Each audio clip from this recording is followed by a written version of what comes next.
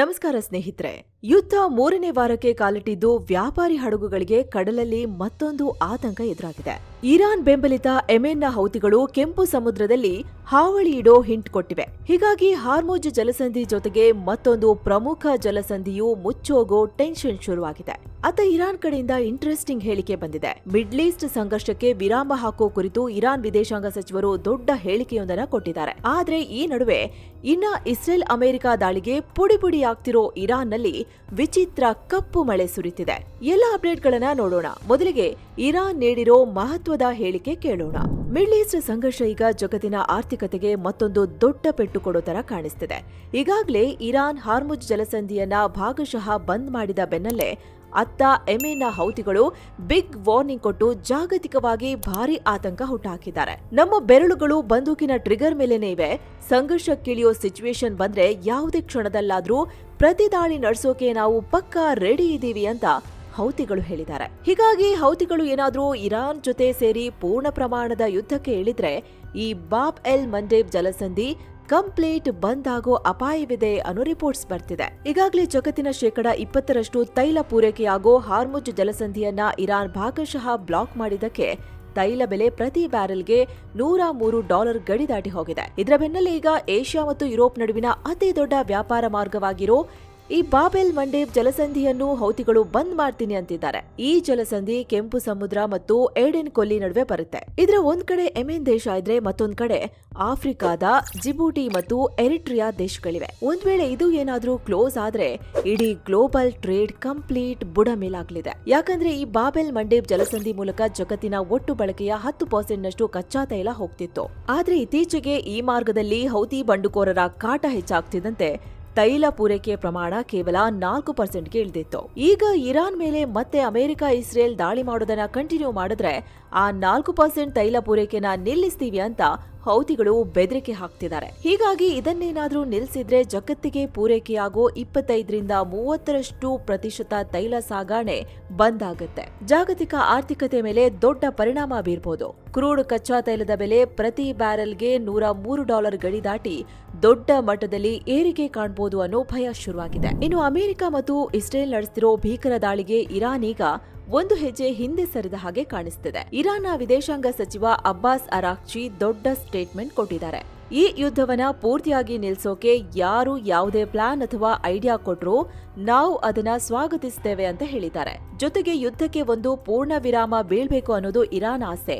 ಈ ಯುದ್ಧವನ್ನ ನಿಲ್ಸೋಕೆ ಯಾವುದೇ ದೇಶ ಮುಂದೆ ಬಂದು ಪ್ಲಾನ್ ಕೊಟ್ರೂ ಅದನ್ನ ನಾವು ವೆಲ್ಕಮ್ ಮಾಡ್ತೀವಿ ಅಂದಿದ್ದಾರೆ. ಆದ್ರೆ ಸದ್ಯ ಮಿಡ್ಲ್ ಈಸ್ಟ್ ನಲ್ಲಿ ಪರಿಸ್ಥಿತಿ ಅಂದುಕೊಂಡಷ್ಟು ಸುಲಭವಿಲ್ಲ. ಇರಾನ್ ರಾಜತಾಂತ್ರಿಕರು ಶಾಂತಿಯ ಮಾತನಾಡ್ತಿದ್ರೆ ಗ್ರೌಂಡ್ ಲೆವೆಲ್ನಲ್ಲಿ ಬೇರೆನೆ ಪರಿಸ್ಥಿತಿ ಇದೆ. ಇರಾನ್ನ ಖಮೇನಿಗಳ ಸೇನೆ IRGC ಇಸ್ರೇಲ್ PMಗೆ ಓಪನ್ ವಾರ್ನಿಂಗ್ ಕೊಟ್ಟಿದೆ. ಕ್ರಿಮಿನಲ್ ನನ್ನ ಹುಡುಕಿ ಹೊಡಿತೀವಿ ಅಂದಿದೆ.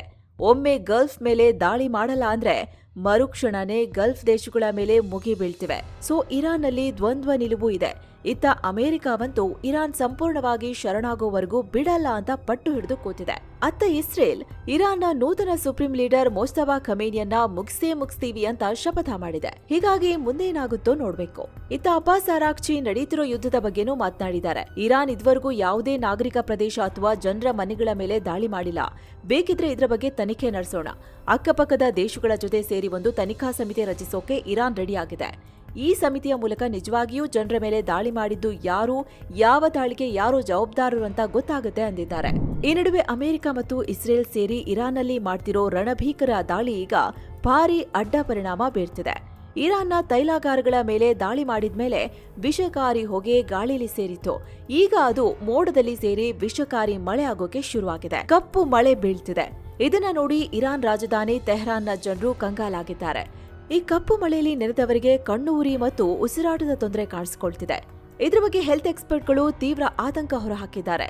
ಇದು ಜನರ ಆರೋಗ್ಯಕ್ಕೆ ತುಂಬಾ ರಿಸ್ಕ್. ಕಪ್ಪು ಮಳೆಗೆ ಎಕ್ಸ್ಪೋಸ್ ಆದ್ರೆ ಶಾರ್ಟ್ ಟರ್ಮ್ ಅಥವಾ ಲಾಂಗ್ ಟರ್ಮ್ ಆರೋಗ್ಯ ಸಮಸ್ಯೆಗಳು ಬರಬಹುದು. ಹಾಗೆ ಬರೀ ಇರಾನ್ಗೆ ಮಾತ್ರ ಅಲ್ಲ, ಪಕ್ಕದ ಗಲ್ಫ್ ದೇಶಗಳಿಗೂ ಇದರಿಂದ ಪರಿಣಾಮ ಆಗುತ್ತೆ ಅಂತ ಎಚ್ಚರಿಕೆ ನೀಡಿದ್ದಾರೆ. ಇಸ್ರೇಲ್ ಹಾಗೂ ಅಮೆರಿಕ ವಿರುದ್ಧ ಹೋರಾಡ್ತಿರೋ ಇರಾನ್ಗೆ ತನ್ನದೇ ದೇಶದ ಜನ ಭಾರೀ ಮೋಸ ಮಾಡಿರೋ ಆಘಾತಕಾರಿ ವಿಚಾರ ಬಯಲಾಗಿದೆ. ಇಸ್ರೇಲ್ ಪರವಾಗಿ ಗೂಢಚಾರಿಕೆ ಮಾಡ್ತಿದ್ದ 20 ಜನ ಏಜೆಂಟ್ಗಳನ್ನ ಇರಾನ್ನ ಪಶ್ಚಿಮ ಅಜರ್ಬೈಜಾನ್ ಪ್ರಾಂತ್ಯದಲ್ಲಿ ಅರೆಸ್ಟ್ ಮಾಡಲಾಗಿದೆ. ಇರಾನ್ನ ಸೇನಾ ನೆಲೆಗಳು, ಭದ್ರತಾ ಕೇಂದ್ರಗಳು ಹಾಗೂ ಪೊಲೀಸ್ ಚೆಕ್ ಪೋಸ್ಟ್ಗಳ ನಿಖರ ಲೊಕೇಶನ್ಗಳನ್ನ ಈ ಗೂಢಚಾರರು ಇಸ್ರೇಲ್ಗೆ ರವಾನೆ ಮಾಡ್ತಿದ್ರು ಅಂತ ಇರಾನ್ ಪ್ರಾಸಿಕ್ಯೂಟರ್ ಆಫೀಸ್ ಸ್ಪಷ್ಟಪಡಿಸಿದೆ. ಇಂತಹ ಖಚಿತ ಮಾಹಿತಿಯನ್ನ ಇಟ್ಕೊಂಡೇ ಇಸ್ರೇಲ್ ಪಡೆಗಳು ಇರಾನ್ ಸೇನಾ ನೆಲೆಗಳನ್ನ ಟಾರ್ಗೆಟ್ ಮಾಡಿ ಭೀಕರ ದಾಳಿ ಮಾಡ್ತಿವೆ ಅಂತ ರಾಯ್ಟರ್ಸ್ ಕೂಡ ವರದಿ ಮಾಡಿತ್ತು. ಸದ್ಯ ಇಸ್ರೇಲ್ ಜೊತೆ ಕೈಜೋಡಿಸಿರೋ ಇಂತಹ ಹಲವು ಜಾಲಗಳನ್ನ ಭೇದಿಸೋ ಕೆಲಸ ನಡೆಯುತ್ತಿದೆ. ಅದರ ಭಾಗವಾಗಿ 20 ಜನರನ್ನ ಬಂಧಿಸಲಾಗಿದೆ ಅಂತ ಇರಾನ್ ಹೇಳಿದೆ. ಇನ್ನು ಗಲ್ಫ್ ರಾಷ್ಟ್ರಗಳ ನಿದ್ದೆಗೆಡಿಸಿರೋ ಇರಾನ್ ತನ್ನ ದಾಳಿನ ಕಂಟಿನ್ಯೂ ಮಾಡಿದೆ. ಯುಎನಲ್ಲಿರೋ ಅಮೆರಿಕದ ಅಲ್ ದಫ್ರಾ ಏರ್ ಬೇಸ್ ಮೇಲೆ ಭಾರೀ ದಾಳಿ ನಡೆಸಿದೆ. ಬರೋಬ್ಬರಿ 10 ಮಿಸೈಲ್ ಮತ್ತು ಡ್ರೋನ್ಗಳಿಂದ ದಾಳಿ ಮಾಡಿದೆ. ಇರಾನ್ ಮೇಲೆ ಅಟ್ಯಾಕ್ ಮಾಡೋಕೆ ಅಮೆರಿಕ ಯುಎಇ ಬಂದರುಗಳನ್ನ ಬಳಸಿಕೊಳ್ತಿದೆ ಅಂತ ಇರಾನ್ ಆರೋಪಿಸಿತ್ತು. ಅಲ್ಲದೆ ಯುಎಇನ 3 ಪ್ರಮುಖ ಪೋರ್ಟ್ಗಳನ್ನ ಖಾಲಿ ಮಾಡೋವಂತೆ ಇರಾನ್ ವಾರ್ನಿಂಗ್ ಕೊಟ್ಟಿತ್ತು. ಅದರ ಬೆನ್ನಲ್ಲೇ ಈ ದಾಳಿ ಮಾಡಿದೆ. ಇನ್ನು ಇತ್ತ ದುಬೈನಲ್ಲಿ ಇರಾನ್ ದಾಳಿಗಳಿಂದ ಭಾರೀ ಸ್ಫೋಟದ ಶಬ್ದ ಕೇಳಿಬಂದಿದೆ. ದುಬೈನ ಮರೀನಾ ಮತ್ತು ಅಲ್ ಸುಫೋಯ್ ಏರಿಯಾಗಳಲ್ಲಿ ಸ್ಫೋಟದ ಸದ್ದು ಕೇಳಿಸಿದೆ. ಇತ್ತ ಕುವೈತ್ ಮೇಲೂ ಇರಾನ್ ಮತ್ತೆ ದಾಳಿ ಮಾಡಿದೆ. ಕುವೈತ್ನ ಇಂಟರ್ನ್ಯಾಷನಲ್ ಏರ್ಪೋರ್ಟ್ಗೆ ಇರಾನ್ ಡ್ರೋನ್ಗಳು ಅಪ್ಪಳಿಸಿವೆ. ಆ ಕಡೆ ಸೌದಿ ಮೇಲೂ ಇರಾನ್ ಡ್ರೋನ್ ಹಾರಿಸಿದೆ. ರಾಜಧಾನಿ ರಿಯಾದ್ಗೆ ಡ್ರೋನ್ಗಳನ್ನ ನುಗ್ಗಿಸಿದೆ. ಇರಾನ್ ಹಾರಿಸಿದ 4 ಡ್ರೋನ್ಗಳನ್ನ ನಾವು ಇಂಟರ್ಸೆಪ್ಟ್ ಮಾಡಿದೀವಿ ಅಂತ ಸೌದಿ ರಕ್ಷಣಾ ಇಲಾಖೆ ಹೇಳಿದೆ. ಹಾಗೆ ಬಹ್ರೇನ್ ಮೇಲೂ ಇರಾನ್ ಮಿಸೈಲ್ ಹಾರಿಸಿದೆ. ಈ ಮಿಸೈಲ್ಗಳನ್ನ ನಾವು ಹೊಡೆದಾಕಿದೀವಿ ಅಂತ ಬಹ್ರೇನ್ನ ರಕ್ಷಣಾ ಇಲಾಖೆ ಹೇಳಿದೆ. ಇನ್ನು ಇಸ್ರೇಲ್, ಅಮೆರಿಕ ಮತ್ತೆ ಇರಾನ್ ವಿರುದ್ಧ ದಾಳಿ ಮಾಡಿವೆ. ಇರಾನ್ನ ಫಾರ್ಸ್ ಪ್ರಾಂತ್ಯದ ರಾಜಧಾನಿ ಶಿರಾಜ್ ನಗರದ ನಾಗರಿಕ ವಸತಿ ಪ್ರದೇಶಗಳ ಮೇಲೆ ಭಯಾನಕ ದಾಳಿ ಮಾಡಿವೆ ಅಂತ ಇರಾನ್ ಮೀಡಿಯಾಗಳು ರಿಪೋರ್ಟ್ ಮಾಡಿವೆ. ಅಲ್ಲದೆ ಈ ದಾಳಿ ತೀವ್ರತೆ ಎಷ್ಟಿತ್ತು ಅಂದ್ರೆ ಆ ಪ್ರದೇಶದಲ್ಲಿದ್ದ ರೆಸಿಡೆನ್ಷಿಯಲ್ ಯೂನಿಟ್ಗಳೆಲ್ಲ 100ಕ್ಕೆ 100ರಷ್ಟು ನಾಶ ಆಗಿದೆ. ಅಲ್ಲಿನ ನಿವಾಸಿಗಳಿಗೆ ದೊಡ್ಡ ಆರ್ಥಿಕ ನಷ್ಟವಾಗಿದೆ ಅಂತ ಇರಾನ್ನ ತಸ್ನಿಮ್ ನ್ಯೂಸ್ ಏಜೆನ್ಸಿ ವರದಿ ಮಾಡಿದೆ.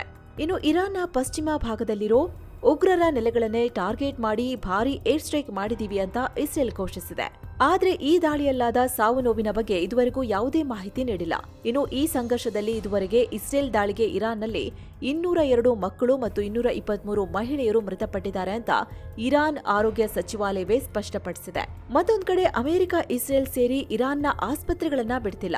ಇದುವರೆಗೆ ಈ ಜಂಟಿ ದಾಳಿಯಲ್ಲಿ 153ಕ್ಕೂ ಹೆಚ್ಚು ಹೆಲ್ತ್ ಫೆಸಿಲಿಟಿಗಳು ಧ್ವಂಸಗೊಂಡಿವೆ ಅಂತ ಇರಾನ್ನ ತಸ್ನಿಮ್ ನ್ಯೂಸ್ ಏಜೆನ್ಸಿ ರಿಪೋರ್ಟ್ ಮಾಡಿದೆ.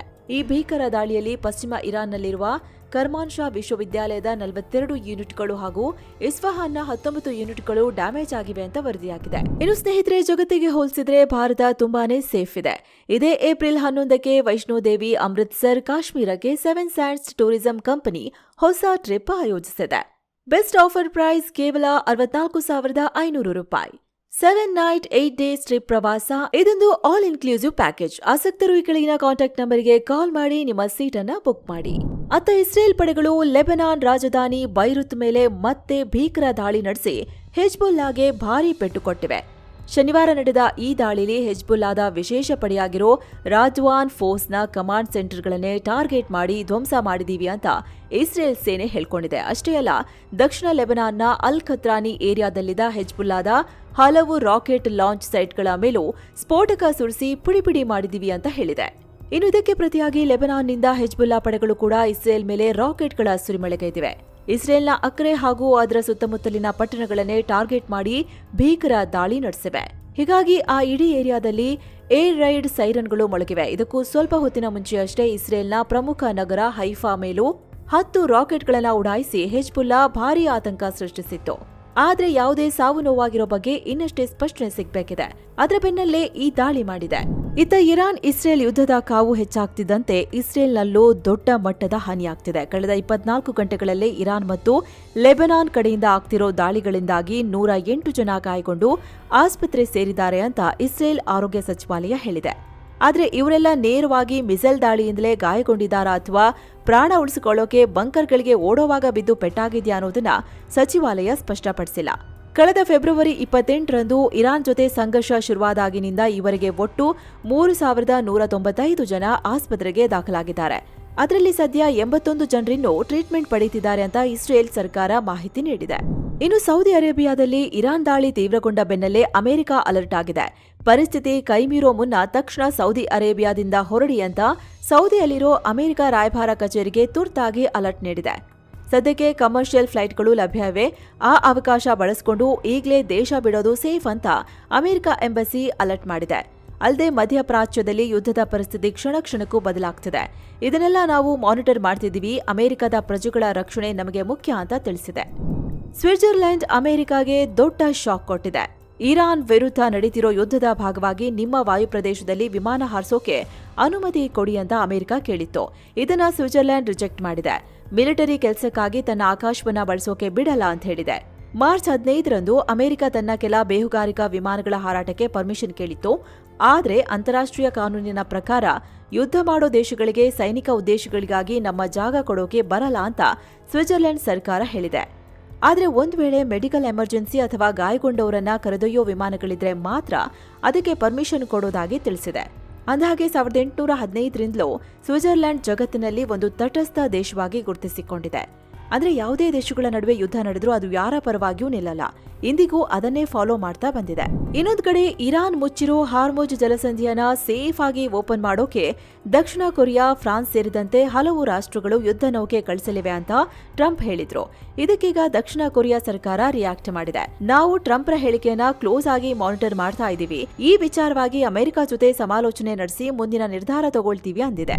ಗಲ್ಫ್ ರಾಷ್ಟ್ರಗಳಲ್ಲಿ ಯುದ್ಧದ ಪರಿಸ್ಥಿತಿ ತೀವ್ರವಾಗಿರೋದ್ರಿಂದ ಸಿಬಿಎಸ್ಇ ದೊಡ್ಡ ನಿರ್ಧಾರ ತಗೊಂಡಿದೆ. ಮಿಡ್ಲ್ ಈಸ್ಟ್ನ ಒಟ್ಟು 7 ದೇಶಗಳಲ್ಲಿ ನಡೆಯಬೇಕಿದ್ದ 12ನೇ ತರಗತಿಯ ಎಲ್ಲಾ ಎಕ್ಸಾಮ್ಗಳನ್ನ ಕ್ಯಾನ್ಸಲ್ ಮಾಡಲಾಗಿದೆ. Saudi Arabia, UAE, Iran, Kuwait, Oman, Qatar ಮತ್ತು ಬಹ್ರೇನ್ ದೇಶಗಳಲ್ಲಿ ಮಾರ್ಚ್ 16ರಿಂದ ಏಪ್ರಿಲ್ 10ರವರೆಗೆ ನಿಗದಿಯಾಗಿದ್ದ ಪರೀಕ್ಷೆಗಳು ಈಗ ನಡೆಯಲ್ಲ. ಅಷ್ಟೇ ಅಲ್ಲ, ಈ ಹಿಂದೆ ಪೋಸ್ಟ್ಪೋನ್ ಆಗಿದ್ದ ಎಕ್ಸಾಮ್ಗಳನ್ನ ಕೂಡ ಈಗ ಪೂರ್ತಿಯಾಗಿ ರದ್ದು ಮಾಡಲಾಗಿದೆ. ಈ ದೇಶಗಳಲ್ಲಿರೋ ಸ್ಟೂಡೆಂಟ್ಸ್ಗೆ ರಿಸಲ್ಟ್ ಹೇಗೆ ಕೊಡಬೇಕು ಅನ್ನೋದನ್ನ ಆಮೇಲೆ ತಿಳಿಸ್ತೀವಿ ಅಂತ ಸಿಬಿಎಸ್ಇ ಬೋರ್ಡ್ ಹೇಳಿದೆ. ಈ ಮಧ್ಯೆ ಯುಎಇನಲ್ಲಿರೋ ಭಾರತದ ರಾಯಭಾರ ಕಚೇರಿಯಲ್ಲಿನ ಭಾರತೀಯರಿಗೆ ಟ್ರಾವೆಲ್ ಅಡ್ವೈಸರಿ ಜಾರಿ ಮಾಡಿದೆ. ಯುಎಇ ನಾಗರಿಕ ವಿಮಾನಯಾನ ಇಲಾಖೆಯ ಸೂಚನೆಯಂತೆ ಈಗ ವಿಮಾನಗಳ ಸಂಚಾರದಲ್ಲಿ ದೊಡ್ಡ ಬದಲಾವಣೆಗಳಾಗಿವೆ. ಅಬುಧಾಬಿ, ದುಬೈ, ಶಾರ್ಜಾ ಮತ್ತು ಫುಜೈರಾದಿಂದ ಭಾರತಕ್ಕೆ ಬರೋ ಫ್ಲೈಟ್ಗಳ ಸಂಖ್ಯೆಯನ್ನ ಕಡಿತಗೊಳಿಸಲಾಗಿದೆ. ಅಂದ್ರೆ ಈಗ ಕೇವಲ ಲಿಮಿಟೆಡ್ ವಿಮಾನಗಳು ಮಾತ್ರ ಹಾರಾಟ ನಡೆಸಲಿವೆ. ಹೀಗಾಗಿ ನೀವು ಟಿಕೆಟ್ ಬುಕ್ ಮಾಡೋ ಮುನ್ನ ಅಥವಾ ಏರ್ಪೋರ್ಟ್ಗೆ ಹೋಗೋ ಮುನ್ನ ನಿಮ್ಮ ಏರ್ಲೈನ್ಸ್ ಜೊತೆ ಮಾತನಾಡಿ ಫ್ಲೈಟ್ ಸ್ಕೆಡ್ಯೂಲ್ ಚೆಕ್ ಮಾಡ್ಕೊಳ್ಳಿ ಅಂತ ಎಂಬಸಿ ತಿಳಿಸಿದೆ. ಇನ್ನು ಯುದ್ಧದ ಕಿಚ್ಚು ಜೋರಾಗಿರೋ ಮಧ್ಯೆ ಯುಎಇನಲ್ಲಿ ಸಿಲುಕಿರೋ ಭಾರತೀಯರನ್ನ ಕರೆತರೋಕೆ ಸ್ಪೈಸ್ ಜೆಟ್ ಏರ್ಲೈನ್ಸ್ ಭರ್ಜರಿ ಕಾರ್ಯಾಚರಣೆ ಶುರು ಮಾಡಿದೆ. ಮಾರ್ಚ್ 15 ಮತ್ತು 16ರಂದು ಫುಜೈರಾದಿಂದ ಭಾರತಕ್ಕೆ ಒಟ್ಟು 9 ವಿಶೇಷ ವಿಮಾನಗಳನ್ನು ಓಡಿಸೋಕೆ ಏರ್ಲೈನ್ಸ್ ನಿರ್ಧರಿಸಿದೆ. ಹಿಂದೆ ಅಂದ್ರೆ ಮಾರ್ಚ್ 15ರಂದು ಫುಜೈರಾದಿಂದ ದಿಲ್ಲಿಗೆ 2 ಮತ್ತು ಮುಂಬೈಗೆ 1 ಫ್ಲೈಟ್ ಬರಲಿದೆ. ಅಲ್ಲದೆ ದುಬೈನಿಂದ ಪುಣೆಗೆ ಕೂಡ ಒಂದು ಸ್ಪೆಷಲ್ ಫ್ಲೈಟ್ ಅರೇಂಜ್ ಮಾಡಲಾಗಿದೆ. ಇನ್ನು ಮಾರ್ಚ್ 16ರಂದು ಕೂಡ ಕಾರ್ಯಾಚರಣೆ ಮುಂದುವರಿಯಲಿದ್ದು ಫುಜೈರಾದಿಂದ 4 ಮತ್ತು ದುಬೈನಿಂದ 1 ಹೆಚ್ಚುವರಿ ವಿಮಾನ ಭಾರತಕ್ಕೆ ಬರಲಿದೆ. ಸೊ ಫ್ರೆಂಡ್ಸ್, ಇದಾಗಿತ್ತು ಇರಾನ್ ಯುದ್ಧಕ್ಕೆ ಸಂಬಂಧಪಟ್ಟ ಎಲ್ಲಾ ಅಪ್ಡೇಟ್ಸ್ ನಿಮಗೆ ತಲುಪಿಸುವಂತ ಪ್ರಯತ್ನ. ಹೀಗೆ ಟೈಮ್ಲಿ ಮಾಹಿತಿಯನ್ನ ನಿಮಗೆ ತಲುಪಿಸ್ತಾ ಇರ್ತೀವಿ. ಸಬ್ಸ್ಕ್ರೈಬ್ ಮಾಡದೇ ಇರೋರು ಸಬ್ಸ್ಕ್ರೈಬ್ ಮಾಡಿ. ಪಕ್ಕದಲ್ಲಿರೋ ಜಾಯಿನ್ ಬಟನ್ ಕ್ಲಿಕ್ ಮಾಡೋ ಮೂಲಕ ಆಸಕ್ತ ವೀಕ್ಷಕರು ಮಸ್ತ್ ಮಗ ಪ್ರೀಮಿಯಂ ಮೆಂಬರ್ಸ್ ಆಗ್ಬೋದು. ಎಲ್ಲಾ ಮೆಂಬರ್ಸ್ ಓನ್ಲಿ ವಿಡಿಯೋ ನೋಡೋಕೆ ಶುರು ಮಾಡಬಹುದು. ಆಸಕ್ತರು ಚೆಕ್ ಮಾಡಿ. ಮತ್ತೆ ಭೇಟಿ ಆಗ್ತಿರೋಣ. ನಮಸ್ಕಾರ.